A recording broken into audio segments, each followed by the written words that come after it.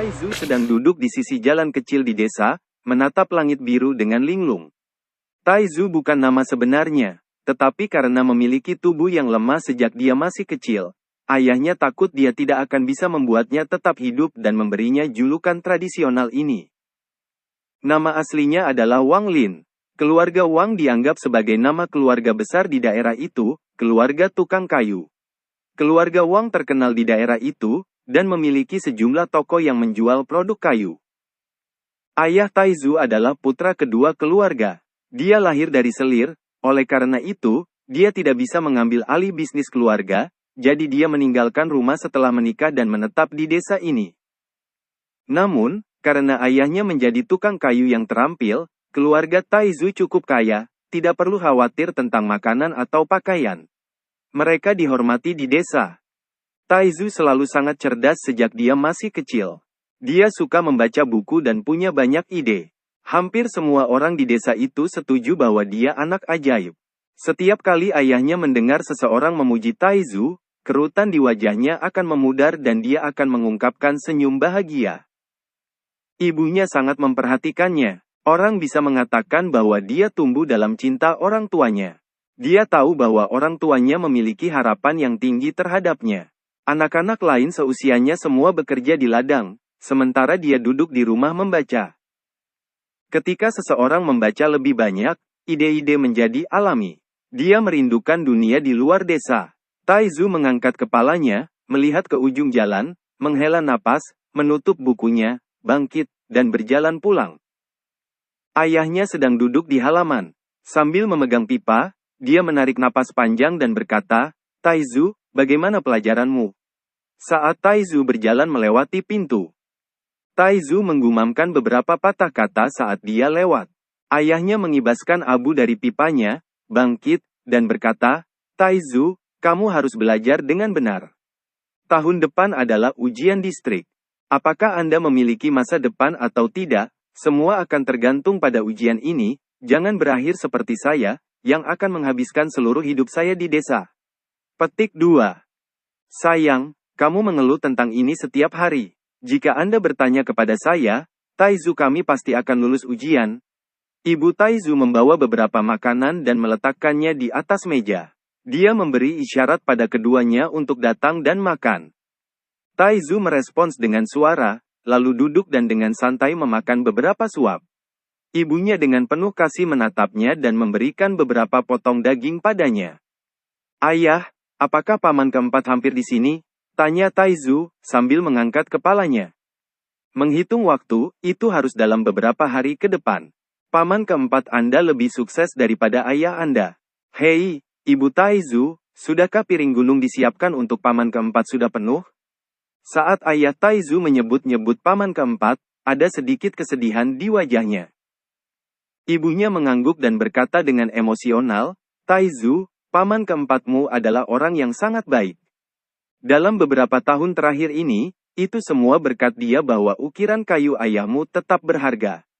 Jika Anda dapat mencapai kesuksesan, jangan lupa untuk membayar paman keempat Anda." Petik 2. Saat Ibu Taizu berbicara, suara kuda terdengar di luar pintu. Mengikuti suara kereta kuda, tawa yang lantang bisa terdengar. "Saudara kedua, buka pintunya." Taizu terkejut. Dia segera bergegas membuka gerbang utama. Dia melihat seorang pria parubaya yang kuat dengan mata cerah berdiri di luar. Dia memanggil nama Taizu, tertawa, dan mengusap kepala Taizu. Sambil tersenyum, dia berkata, "Taizu, saya hanya belum melihat Anda dalam setengah tahun dan Anda telah tumbuh lebih tinggi lagi." Orang tua Taizu segera berdiri.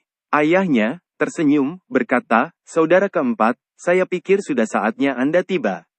Cepat masuk." "Taizu, mengapa kamu belum mendapatkan kursi untuk paman keempatmu?" Petik 2. Taizu dengan senang hati menyetujui. Dia bergegas kembali ke rumah, mengambil kursi, dan meletakkannya di sebelah meja makan.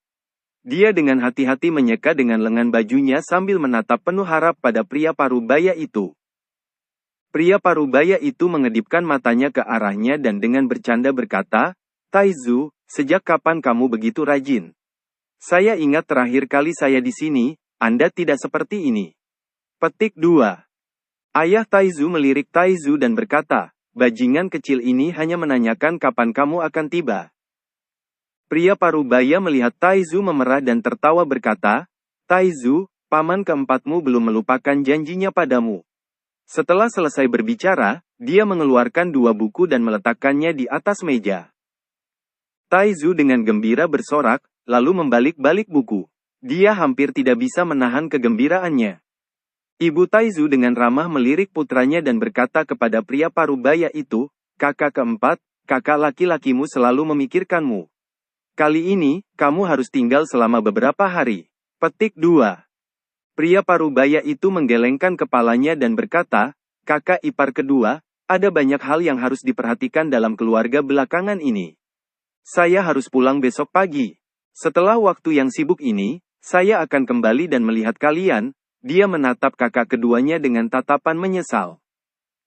Ayah Taizu menghela nafas, mengatakan, jangan dengarkan istriku. Kemas barang dengan benar besok. Masalah keluarga lebih penting. Kita bisa bertemu lain kali. Petik 2. Pria parubaya itu memandang ayah Taizu dan bertanya, saudara kedua, Taizu berusia 15 tahun, ya? Ayah Taizu mengangguk dan berkata, setelah tahun ini, bajingan kecil ini akan menjadi 16. Dalam sekejap, lebih dari 10 tahun telah berlalu dengan cepat. Dia menatap putranya dengan tatapan miring. Pria parubaya itu merenung sejenak dan berkata, dengan nada serius, kakak kedua, kakak ipar, aku punya sesuatu untuk diberitahumu. Sekte Heng Yue menerima murid. Tahun ini, keluarga memiliki 3 slot rekomendasi dan saya menerima salah satunya. Petik 2. Ayah Taizu tertegun dan berkata, dengan wajah pucat, Heng Yue Sek. Tapi Heng Yue Sekte penuh dengan abadi. Petik 2. Pria parubaya itu tersenyum, mengangguk, dan berkata, saudaraku yang kedua, sekte yang sangat abadi. Keluarga kami masih menonjol di daerah ini dan memiliki kualifikasi untuk merekomendasikan calon murid. Anda tahu anak saya, dia tidak bisa benar-benar belajar, tetapi pandai menggunakan pedang dan pisau. Saya ragu sekte abadi akan mengambil anak saya. Tempat ini sangat berharga. Saya tahu Taizu sangat pintar sejak dia masih kecil dan selalu senang belajar. Dia mungkin punya kesempatan. Petik 2. Ibu Taizu merasa senang dan berkata, kakak keempat ini. Pria parubaya itu mengusap kepala Taizu dan berkata, kakak kedua, kakak ipar, dari pandangan saya, biarkan masalah ini diselesaikan. Biarkan Taizu mencoba, jika dia benar-benar diterima, itu adalah kekayaannya. Petik 2. Taizu dengan bingung menatap orang tuanya dan pamannya yang keempat. Dia tidak bisa mengerti apa yang sedang terjadi. Abadi, apa itu abadi? Taizu bertanya dengan lembut dan ragu-ragu. Wajah pria parubaya itu berubah serius. Melihat Taizu, dia berkata, Taizu, orang-orang abadi adalah mereka yang bisa terbang di langit, dan sama sekali bukan sesuatu yang kita bisa mengerti manusia. Taizu semakin penasaran dengan makhluk abadi. Ayah Taizu dengan bersemangat bangkit, menarik ibu Taizu, dan membungkuk kepada pria parubaya itu. Pria parubaya itu dengan cepat menarik mereka dan dengan tulus berkata, kakak kedua, apa yang kamu lakukan? Ibuku meninggal lebih awal. Jika bukan karena ibu kakak kedua yang merawat saya tidak akan berada di sini hari ini. Taizu adalah keponakanku dan ini yang bisa aku lakukan. Petik 2. Ayah Taizu mulai menangis. Dia dengan berat menepuk punggung pria parubaya itu, menganggukkan kepalanya, dan dengan tegas berkata kepada Taizu, ingat, Wang Lin, jangan pernah lupa apa yang telah dilakukan paman keempatmu untuk kami atau aku tidak akan menganggapmu anakku. Hati Taizu bergetar, meskipun dia tidak tahu tentang keabadian, dia bisa tahu dari ekspresi orang tua bahwa mereka memandang masalah ini dengan sangat penting. Dia berlutut di depan pamannya yang keempat dan bersujud beberapa kali. Pria parubaya itu menarik Taizu dan memujinya. Anak baik, Anda bersiap-siap dan saya akan menjemput Anda di akhir bulan. Petik 2. Malam itu, Taizu pergi tidur lebih awal. Dia masih bisa mendengar suara dari ayahnya dan paman keempat. Ayah sangat senang, meskipun dia jarang minum, dia harus minum beberapa cangkir dengan paman keempat hari ini. Dewa, apa mereka? Hati Taizu sangat bersemangat. Dia tahu dalam hatinya bahwa ini adalah kesempatan untuk melihat dunia luar. Paman keempat pergi pagi-pagi keesokan harinya. Taizu dan orang tuanya melihatnya di pintu masuk desa. Dalam perjalanan kembali, dia memperhatikan bahwa ayahnya terlihat jauh lebih muda. Matanya dipenuhi dengan harapan. Harapan di matanya jauh lebih besar daripada saat dia ingin Taizu lulus ujian distrik. Tidak ada rahasia di desa, bahkan jika itu adalah berapa banyak anak anjing yang melahirkan. Semua orang di desa akan mendengar berita itu. Segera, semua orang di desa tahu berita dari ibu Taizu dan semua tetangga datang berkunjung. Mata semua orang berbeda dari sebelumnya ketika mereka melihat Taizu dengan iri dan iri. Keluarga Wang melahirkan anak yang baik. Dia telah diterima sebagai murid dari Heng Yue Sekte. Petik 2. Saya telah menyaksikan anak ini, Taizu, saat dia tumbuh dewasa. Dia sangat pintar sejak kecil. Sekarang dia adalah murid Heng Yue Sekte. Dia memiliki masa depan yang sangat menjanjikan. Petik 2. Advertisements. Taizu, kamu punya bakat luar biasa. Ketika Anda sukses di masa depan, jangan lupa untuk kembali dan berkunjung. Petik 2. Pembicaraan ini memenuhi telinga Taizu, bertindak seperti Taizu sudah menjadi murid Heng Yue Sek. Setiap kali orang tuanya mendengarnya, mereka tidak bisa berhenti tersenyum. Kerutan di wajah mereka sudah sangat berkurang. Setiap kali Taizu berjalan sendirian di desa, semua penduduk desa dengan penuh semangat bertanya kepadanya tentang ini dan itu. Bahkan ada orang yang mengatakan kepada anak-anak mereka untuk mengikuti Taizu sebagai contoh. Setengah bulan berlalu dengan cepat. Berita tentang Taizu menjadi murid Heng Yue Sekte dengan cepat menyebar. Semua penduduk desa terdekat datang menemui Taizu. Setiap orang yang datang membawa hadiah. Orang tua Taizu tidak bisa menolak mereka, tetapi ketika mereka pergi, orang tua Taizu merencanakan hadiah kembali. Menurut ayah Taizu, putra kami akan menjadi abadi di masa depan, sehingga ia tidak dapat berutang budi. Kami akan menyiapkan hadiah kembali untuk semua pengunjung. Petik 2. Segera, keluarga Wang mengetahui bahwa paman keempat Taizu memberikan tempat putranya kepada Taizu. Satu demi satu, mereka datang untuk memberi selamat padanya. Ayah Taizu sangat mementingkan kerabat yang berkunjung, karena banyak dari mereka yang pernah memandang rendah dia di masa lalu dan mengusirnya dari keluarga bertahun-tahun yang lalu. Sekarang mereka semua datang untuk mengunjunginya, dia menyapu kesedihannya. Dia dan ibu Taizu berdiskusi sedikit dan memutuskan untuk menghibur semua orang. Mereka menghabiskan banyak uang untuk menyewa guru desa untuk menulis undangan untuk dikirim ke kerabat mereka. Guru desa tidak menginginkan uang, tetapi ingin Taizu mengakui bahwa ia tumbuh belajar dalam perawatannya. Taizu tidak keberatan karena ini adalah kebenaran. Setelah undangan dikirim ke sebagian besar anggota keluarga Wang, ada begitu banyak orang sehingga ayah Taizu harus memindahkan lokasi pesta ke alun-alun desa dan mengadakan pesta. Penduduk desa membantu menghibur para tamu. Ketika mereka berbicara satu sama lain, mereka akan memuji Taizu tanpa henti. Ayah Taizu membawa istri dan putranya ke pintu masuk desa untuk secara pribadi menyapa para tamu dan memperkenalkan setiap kerabat ke Taizu. Ini kakek ketigamu. Ketika ayah meninggalkan keluarga, kakek ketiga Anda diam-diam banyak membantu. Taizu, kamu harus ingat untuk membalas kebaikannya. Ayah Taizu berkata, ketika dia membantu seorang pria tua berambut putih. Taizu dengan cepat setuju. Pria tua itu memandang Taizu dan berkata, Lao waktu berlalu begitu cepat.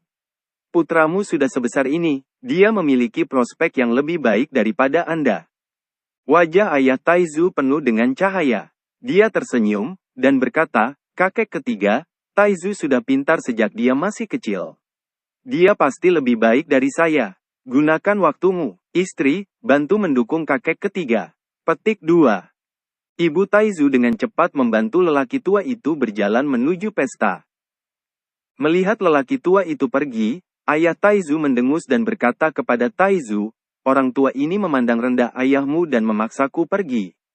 Sekarang setelah Anda memiliki masa depan yang baik, dia datang untuk memberi selamat kepada saya. Dia hanya kerabat semacam itu. Petik 2. Taizu tanpa sadar mengangguk dan bertanya, apakah paman keempat datang? Advertisements. Ayah Taizu menggelengkan kepalanya. Paman keempatmu mengirim surat. Dia tidak akan bisa kembali sampai akhir bulan. Petik 2. Pada saat itu, gerbong lain tiba di pintu masuk desa. Seorang pria berusia 50 tahun lebih keluar. Dia memandang ayah Taizu dan berkata, Lao selamat. Wajah ayah Taizu berubah rumit dan berkata, kakak. Mata pria tua itu menyapu dan menatap Taizu. Dia tersenyum. Lao jadi ini putramu? Tidak buruk, mungkin dia benar-benar akan dipilih. Petik 2. Ayah Taizu mengerutkan kening, menggeliat, dan berkata, Taizu mungkin tidak memiliki banyak kelebihan, tetapi dia pintar dan suka membaca buku. Dia pasti akan dipilih. Petik 2. Itu tidak sepenuhnya benar. Ketika Sekte Abadi mencari murid, ada persyaratan yang sangat ketat. Saya melihat anak ini sangat bodoh. Pergi adalah buang-buang waktu, kata suara angku dari kereta, ketika seorang anak laki-laki berusia 16 atau 17 tahun melangkah keluar. Bocah laki-laki itu terlihat sangat cantik. Dia memiliki alis seperti pedang, wajah seperti Guan Yu, dan mata penuh penghinaan. Ayah Taizu memelototinya dan Wang Lin menatapnya, tetapi tidak mengatakan apa-apa. Wajah lelaki tua itu berubah warna dan berteriak, Wang Zuo, bagaimana kamu bisa begitu kasar? Ini adalah paman kedua Anda dan adik laki-laki Anda Wang Lin, mengapa Anda tidak menyapa mereka? Dia menoleh ke ayah Taizu dan berkata, pidato anak saya jelek. Lao jangan pedulikan dia, tapi, ketika dia berbicara, dia tiba-tiba berbalik dan berkata, tapi Lao itu bukan masalah sederhana bagi orang-orang abadi ini untuk menerima seorang murid, ini adalah masalah takdir. Kali ini, itu karena Heng Yue Sekte sangat tertarik pada anak saya bahwa keluarga Wang kami diberi 3 tempat, termasuk miliknya. Petik 2. Ayah Taizu mendengus dan berkata, jika putramu dapat melakukannya, maka putraku pasti akan dipilih. Pemuda itu tertawa, tidak peduli dengan kata-kata pria tua itu. Dengan jijik, dia berkata, jadi, kamu adalah paman kedua. Saya sarankan Anda tidak terlalu optimis. Cara kultivasi sangat kompleks, dan hanya 1 dari 10.000 orang yang dapat mempelajarinya. Bagaimana dia bisa bersaing dengan saya, yang, meski belum menjadi murid resmi, dipilih secara pribadi oleh seorang guru abadi? Petik 2. Wajah lelaki tua itu bersinar dengan warna kebanggaan, memarahi pemuda itu, dan membawanya ke arah pesta itu. Taizu, jangan khawatir. Bahkan jika Anda tidak dipilih, itu tidak masalah. Selalu ada ujian distrik tahun depan. Ayah Taizu dengan tulus berkata, setelah menekan amarahnya. Wang Lin dengan percaya diri berbisik, ayah, jangan khawatir. Saya akan dipilih. Petik 2. Ayah Taizu dengan lembut menepuk pundak putranya. Matanya dipenuhi dengan sinar harapan. Satu demi satu, mereka menyapa banyak kerabat. Ayah Taizu membawanya kembali ke pesta. Di depan mereka ada pemandangan ramai orang merayakan. Ayah Taizu berteriak, kerabatku tersayang, sesama penduduk desa, aku, Wang Tiansui, bukan orang yang sangat berbudaya dan tidak banyak bicara. Tapi hari ini, aku sangat senang karena anakku memiliki kesempatan untuk menjadi murid Heng Yue Sekte. Ini adalah momen paling membahagiakan dalam hidup saya. Saya tidak akan mengatakan lebih banyak, tetapi terima kasih sudah datang. Dia mengangkat cangkirnya dan menghabiskan anggurnya. Lao putramu sangat cerdas sejak dia masih kecil. Dia pasti akan dipilih seperti putra Wang Zu dan menjadi abadi. Petik 2. Advertisements. Kakak kedua, memiliki putra seperti Taizu, kamu belum menjalani hidup dengan sia-sia. Di masa depan, yang harus Anda lakukan adalah menunggu untuk menikmati nasib baik. Petik 2. Taizu, kamu harus membuat ayahmu bangga. Kali ini, apapun yang terjadi, Anda harus memasuki Sekte Heng Yue. Petik 2.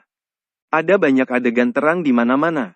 Suara perayaan datang dari semua sisi, tetapi ada banyak orang, seperti ayah Wang Zuo, yang di permukaan memberikan ucapan selamat, tetapi di dalam hatinya selalu memandang rendah saudara laki-lakinya dan putra saudaranya. Dia memandang putranya, dan kemudian ke Taizu. Dia merasa sangat tidak puas. Tindakan saudara keempat berada di luar harapannya, tetapi karena makhluk abadi tidak buta, tidak mungkin Taizu akan dipilih. Orang lewat, satu demi satu. Ayah Taizu menarik Taizu dari meja ke meja untuk bersulang dan memperkenalkan berbagai kerabat yang tidak dikenal kepadanya. Hari ini, ayah Taizu minum banyak anggur. Dia tidak pernah dianggap setinggi ini. Pesta itu berlangsung sampai sangat terlambat dan semua orang mulai pulang. Sebelum pergi, dan masih dengan ekspresi jijik, Wang Zuo, sementara tidak ada yang memperhatikan, berbisik kepada Taizu, orang bodoh, Anda tidak akan dipilih. Anda tidak memiliki kemampuan. Petik 2.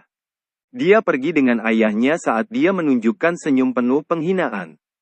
Setelah kembali ke rumah, Taizu berbaring di tempat tidurnya. Dia diam-diam memutuskan dalam hatinya bahwa dia harus dipilih tidak peduli apa. Setengah bulan berlalu dengan cepat. Hari ini, paman keempat Taizu tiba dengan kereta. Orang tua Taizu dengan cepat menyambutnya di dalam. Pria parubaya itu mencuci muka dan buru-buru berkata, "Kakak kedua, kakak ipar, saya tidak bisa